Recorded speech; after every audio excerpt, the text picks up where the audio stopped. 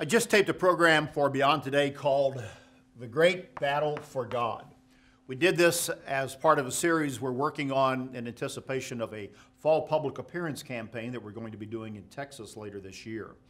As I began to write this script and began to develop a concept that we wanted to get across, that the world today is engaged in a battle for God, a great battle for God, I went to the prophet Habakkuk to look at that particular setting for that prophecy, the book of Habakkuk.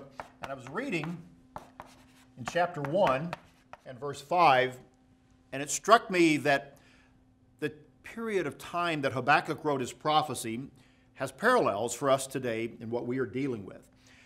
Habakkuk took his nation, Judah, he lifted it up to God with all of its problems and all of its social ills, and he said, "My country is sick. God, what can you do for it?" And God said to Habakkuk, "I'm doing something, and you just need to stand aside and watch what I'm doing. There's going to be a period that I will deal with Judah, and it's not going to be the way you anticipate or think that it's going to go." And in verse 5 of Habakkuk chapter 1, God said, "Look among the nations and watch, be utterly astounded, for I will work a work in your days which you would not believe, though it were told you."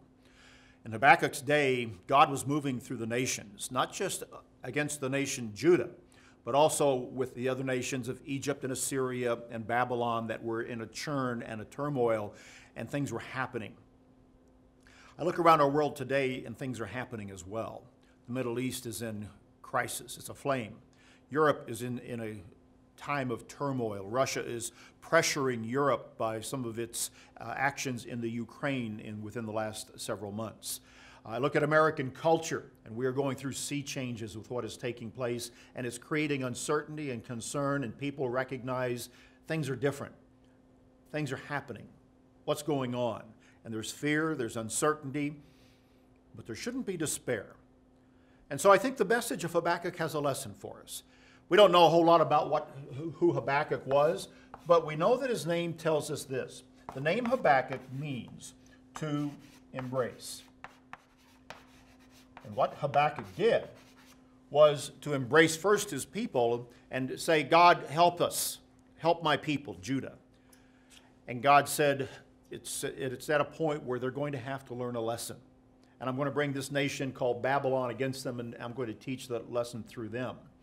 And Habakkuk couldn't believe it, but he accepted God's will, and he stood aside, and he said, in essence, "All right, your will be done," and he embraced God. And that's how he rode it through. He rode through that storm. As we look at what's taking place in our world today, I think a Christian has to first determine that we are going to embrace God. No matter what happens, and when we do, then we can deal with what is taking place in the world and understand the shifts of social culture that are taking place and put it in a perspective and recognize that God and his plan and his purpose are being brought to pass, that God is in charge of history. This is what Habakkuk had to come to understand, and I think there's a great lesson there as we deal with the issue in front of us, this great battle for God taking place in our world today. That's BT Daily. Join us next time.